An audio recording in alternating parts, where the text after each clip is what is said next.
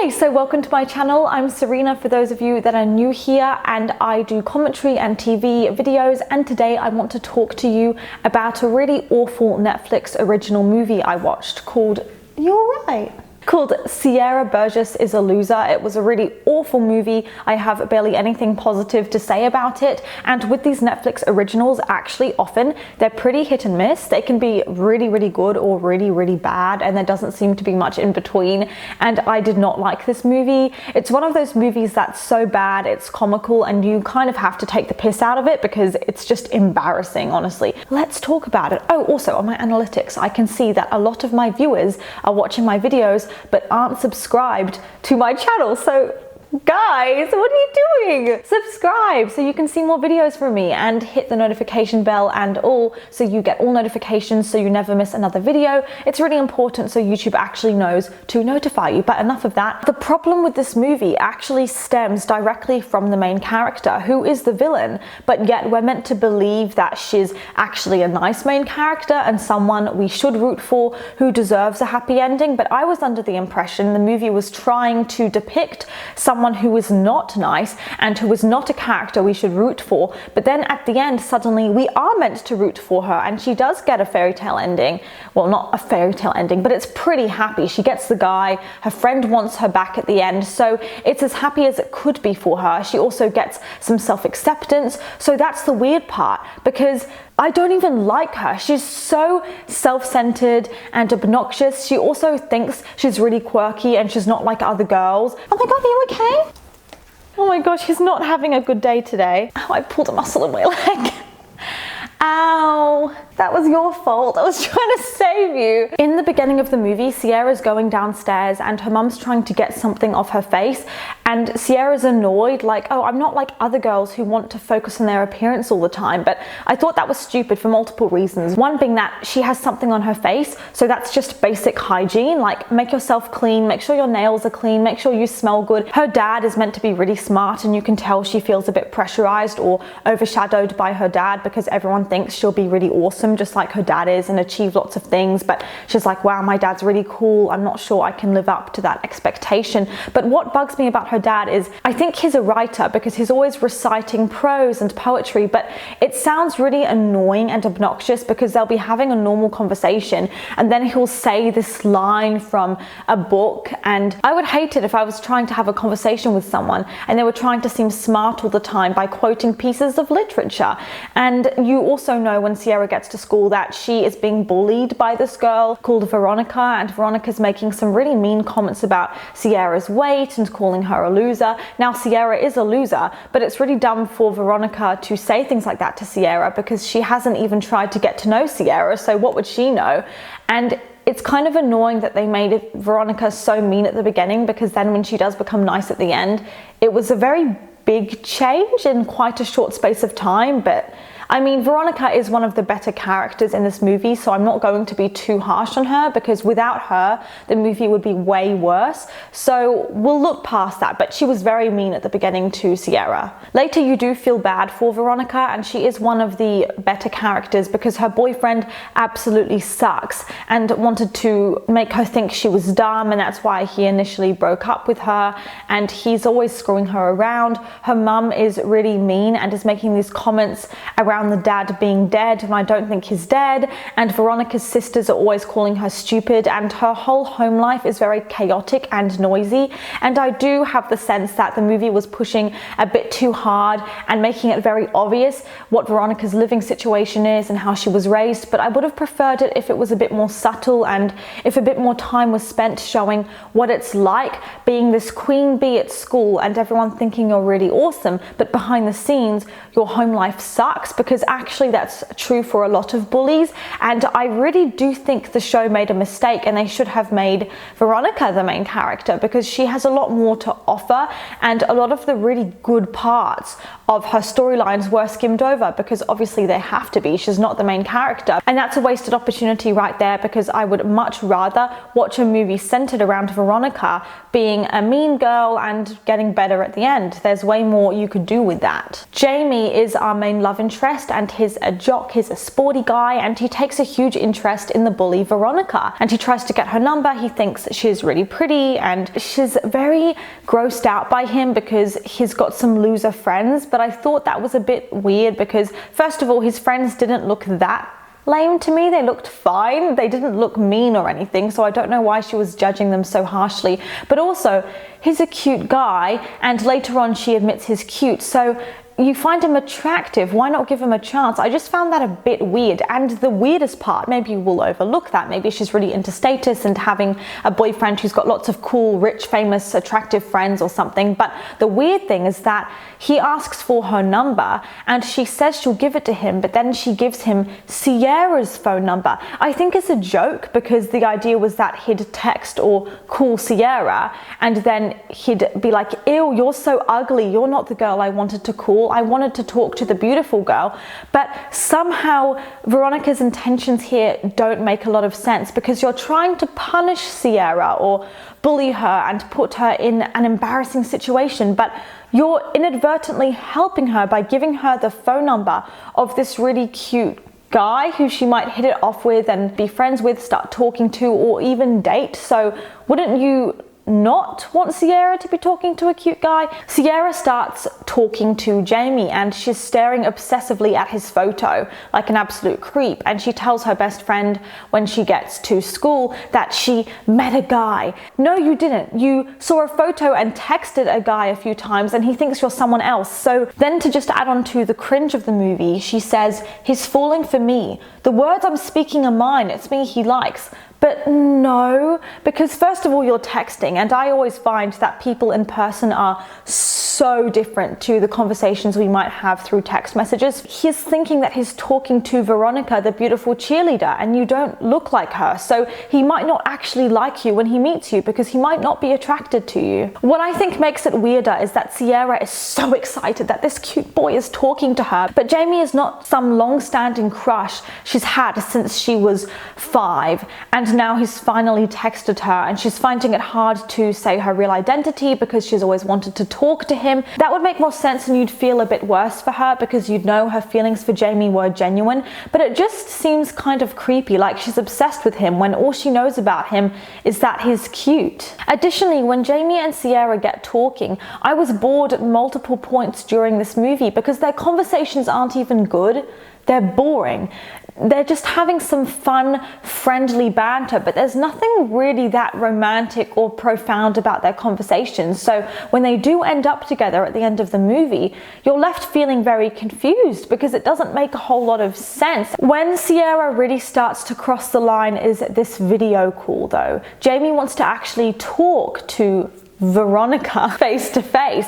So Sierra's panicking like, well, he's talking to me and I don't look like the girl he wants. So she asks Veronica, hey, can you get on a video call with Jamie? And basically she gets Veronica to talk to him, but Veronica's only lip syncing because Sierra is saying the words because she has, I think, had a few phone calls with Jamie by this point, so he knows Sierra's voice. So Veronica's there mouthing the words that Sierra's saying, and it's really messed up because at this point they're properly manipulating and deceiving him. So the real victim of this movie is Jamie, and he was being conned by these two girls, so he deserved way better. Throughout the movie, in fact, Sierra is pulling Veronica into this toxicity. Now, to be fair, Veronica, blame's on her. She should take responsibility as well. Sierra actually meets Jamie in person. I don't know how it starts, but he obviously thinks she's just some random girl. He doesn't know that she's the girl that he's been texting because he thinks he's talking to Veronica. So as he's talking to Sierra, Sierra actually pretends to be mute and that she needs to use sign language, pretending to be deaf. Jamie's brother is actually deaf, and it's really messed up because faking a disability on so many levels is just wrong, especially when Jamie's brother has a disability. So it wasn't even funny at this point, it was just disturbing, and the fact he doesn't realize how bad this is by the end of the movie is mind-boggling. Then Jamie asks Veronica on a date. Veronica being Sierra, but he doesn't know that. So Veronica goes on this date with him for Sierra, and like an actual creep, Sierra Sierra is in the background watching over their date. And the dumbest thing is she's getting a little bit jealous, but it's like, what did you expect? He thinks he's been talking to Veronica this whole time. He's now on a date with Veronica, so of course he's going to be touchy-feely. This is what happens. But the weird thing is, I thought when he met Veronica in person, because the thing is, Veronica just has to talk, right?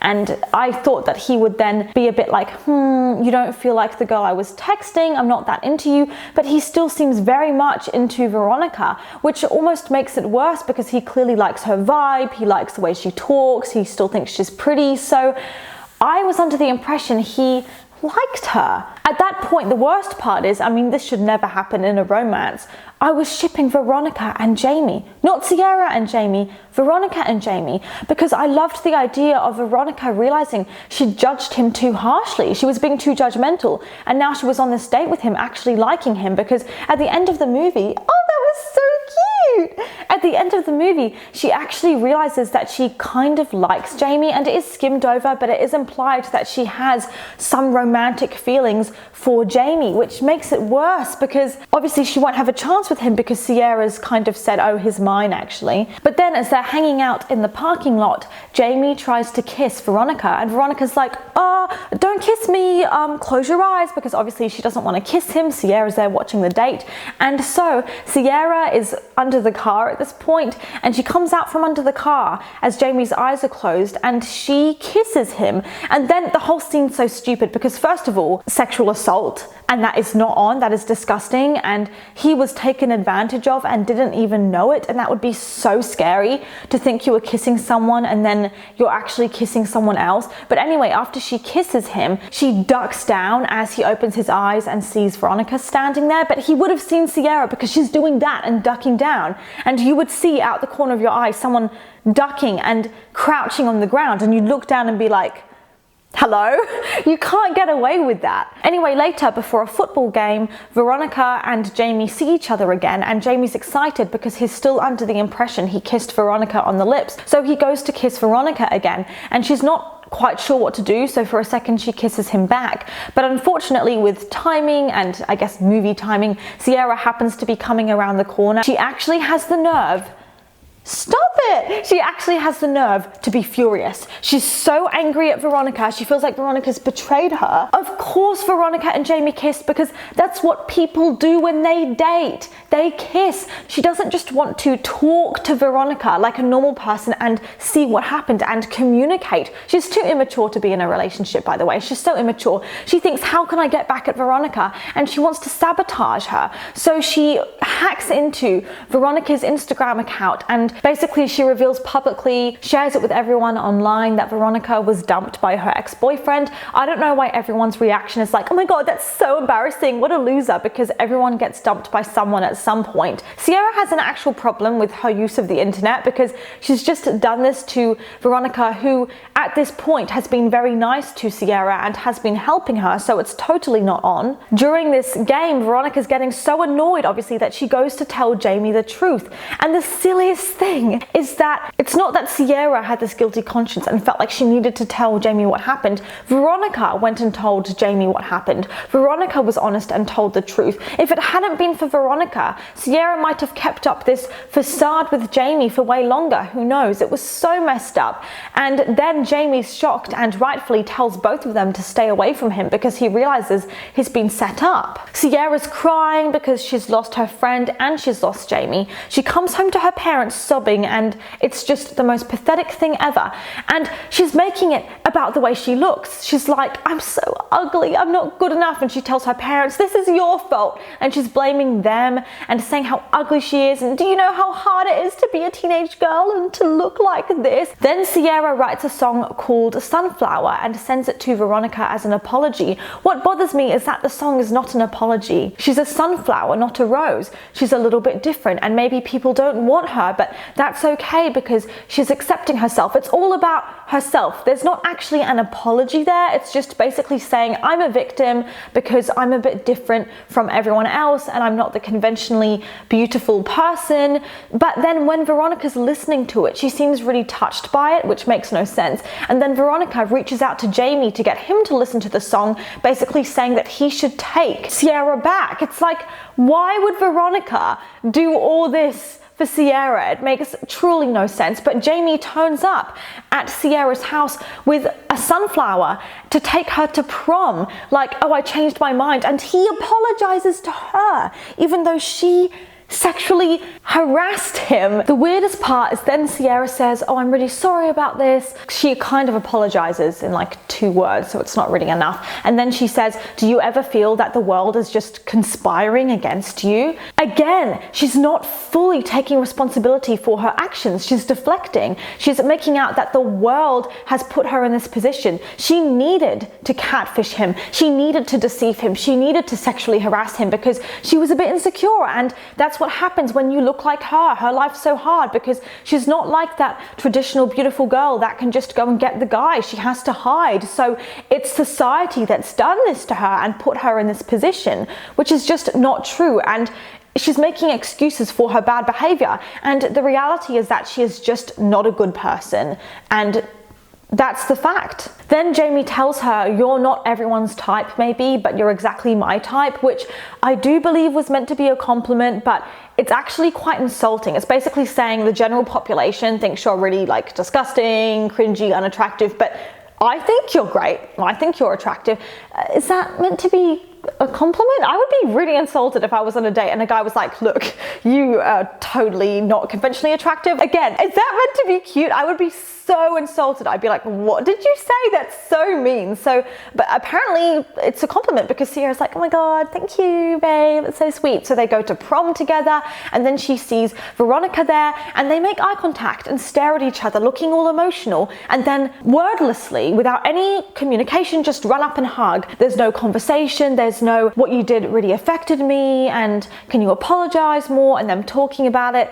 There's no conversation. Sierra again gets off way too easily because they just hug and are friends again, and I guess that's that, problem solved. I was talking to my brother about this and he was saying that especially because a lot of Jamie and Sierra's communications were online, it's kind of sending the message that your personality is what makes you beautiful and you need to not judge a book by its cover because it's your inner beauty that will shine through, even if initially people aren't like attracted to you or something. But what's so bizarre about that is that's not even the case, because Sierra does not have a beautiful personality at all. So she has nothing going for her at all. She had like a few cute moments, but the rest of the time I actually found her extremely annoying. She does really bad things. The worst part is there's no real reason or justification. She just does it and then makes up a whole bunch of bullshit excuses that really are not good enough. It all goes back to, I did this because I'm not pretty enough and my life's so hard. But again, am I meant to feel sorry for you? She's got this famous amazing dad apparently who's really smart and she lives in a nice house. I mean, she's pretty privileged. I do believe the movie would have been way better if she didn't get the guy, and maybe it took a lot of work for her to get her best friend back, and it ended on a note where maybe she'd got the friend back but she was single and Jamie had moved on with his life, or maybe where Jamie got with Veronica and Sierra had to accept that they were a better match in the end, and maybe next time when she's dating a guy she should be honest straight off the bat about how great she is and what she has to offer, and if it's not good enough for him, then fine, bye. But if he doesn't like it, he can go. If he doesn't appreciate how awesome she is and he doesn't see her potential, then clearly he's trash and he needs to go. That would be way more empowering than her being trash herself and deceiving the guy and lying to him. If anyone should have got the guy or whatever, it really could have been Veronica, because first of all, she started being way better. She started treating Sierra better. She was realizing that she was actually pretty smart and getting proud of herself with, you know, Shakespeare and philosophy and learning, and starting to acknowledge that she had more value than just her looks. She was pushing through the way her family was treating her, so she could have been rewarded with the romantic relationship at the end. But those are my thoughts on this awful movie. I don't think there's a sequel coming, so yes. Thank God! because I know Tall Girl has a sequel, so brilliant, you know, some of them always get renewed. Like The Kissing Booth, why is that going to have another movie? Oh my god, I have to talk about the next movie.